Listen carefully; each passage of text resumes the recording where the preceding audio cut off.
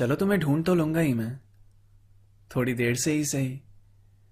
बस मुझे याद रखना तुम, और अपनी बातों को भी।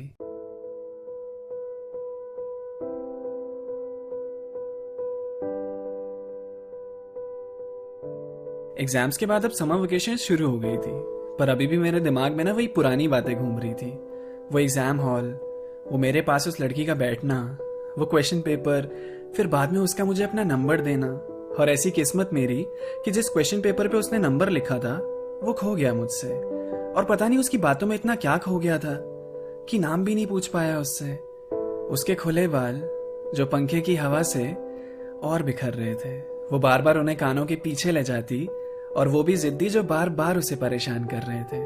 वो नजारा मेरी आंखों के सामने आज भी एक ख्वाब जैसा लगता है। भगवान से तब से यही दुआ कर रहा हूं, क्या वो इत्तेफाक फिर से हो सकता है। उसका नाम भी मुझे अगर पता होता तो फेसबुक इंस्टा पे ढूंढने की कोशिश कर सकता था, और अब कोई ऑप्शन था ही नहीं। मैं बस कॉलेज खुलने का इंतजार कर सकता था। अब तो दिन गिन रहा था कि कितने दिन और बचे हैं। पहली बार कॉलेज जाने की जल्दी हो रही थी मुझे, और कभी कभी तो मन में एक ख्याल भी आता था कि मान लो अगर वो मिल भी गई तो कहूंगा क्या उससे। 2 महीनों के बाद ये भूल तो नहीं जाएगी ना कि मुझसे कभी मिली थी वो। मेरा चेहरा उसे याद तो रहेगा ही ना, मैं याद दिलाने की कोशिश करूं तो। फिर उसके ख्याल से डिस्ट्रैक्ट होने के लिए मैंने टीवी ऑन किया। MS धोनी मूवी आ रही थी तो वही देखने बैठ गया। मूवी का फर्स्ट हाफ मुझे वैसे ही बहुत पसंद है, और उसी का एक सीन चल रहा था। इसके पहले भी मूवी 3 बार देख चुका हूँ, और आज फिर से एक बार देख रहा था।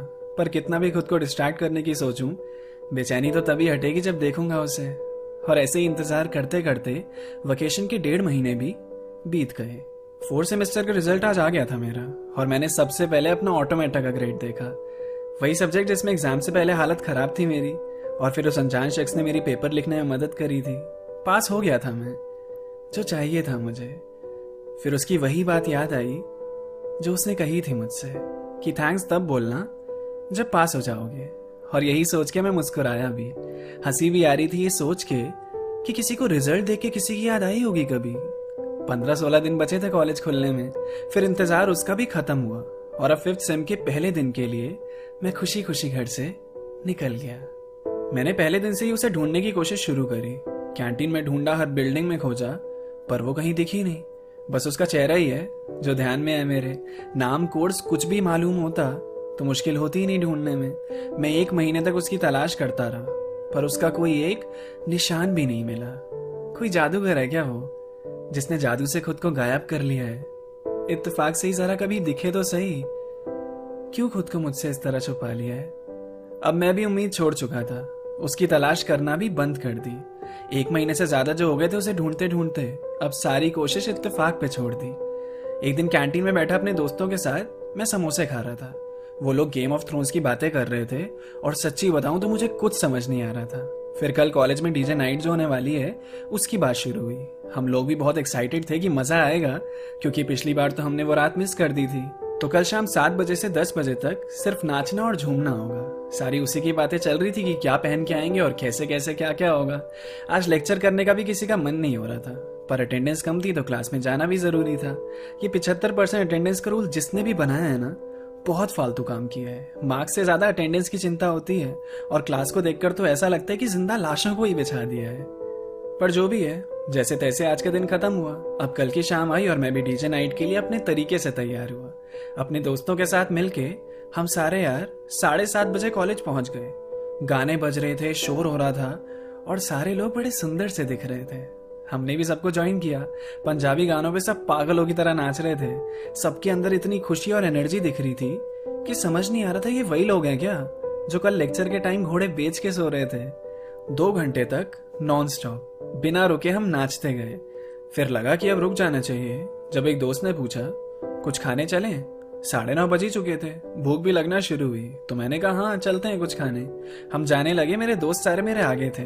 मैं थोड़ी दूर पे रुक गया जब उसे देखा नजर के सामने। वही एग्जाम हॉल वाली लड़की जिसे कुछ दिन पहले तक मैं कॉलेज में पागलों की तरह ढूंढ रहा था, वो अभी मेरी आंखों के सामने खड़ी थी, बस थोड़ी सी दूरी पे। ये इत्तेफाक सही वक्त पे हुआ जिसका मैं इंतजार कर रहा था। उस ब्लैक ड्रेस में उसकी खूबसूरती और भी निखर रही थी। बालों को कर्ल कर रखा था उसने और ऊपर से नीचे तक वो पूरी सजी हुई थी। उसे देखकर मेरी जुबान से बस एक ही शब्द निकला, हाय। मैं उससे बात भी कैसे करने जाऊं, मेरा दिल जोर जोर से धड़का जाए। उसके साथ में उसके कुछ दोस्त खड़े थे। एक लड़की थी और 2 लड़के भी थे। एक लड़का जिसके हाथ पे टैटू था वो काफी क्लोज खड़ा था उसके। बाकी कोई खास बात नहीं, वो चारों बात कर रहे थे हंस हंस के। उसकी नजर मेरी नजर से मिली, दूर से ही, और जैसे ही उसने देखा मेरी तरफ, मैं पीछे पलट गया। पहले प्रैक्टिस तो कर लूं क्या बोलना है उससे। उससे मिलने का यह मौका मैं हरगिज नहीं छोड़ने वाला था।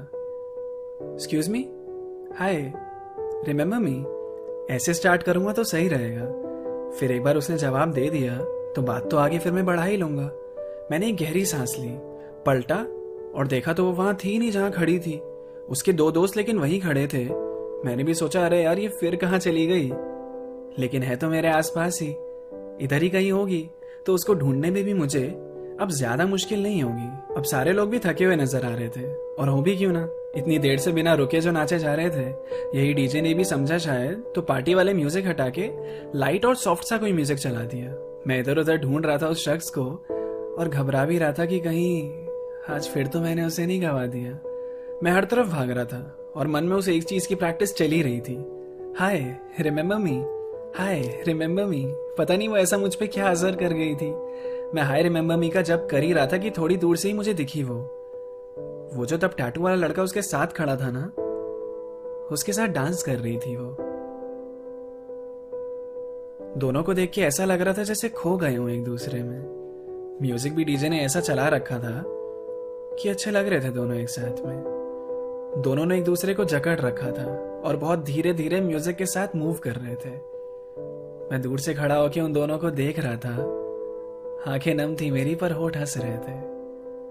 मैं उसे ढूंढने में सफल हुआ या नहीं ये नहीं पता मुझे।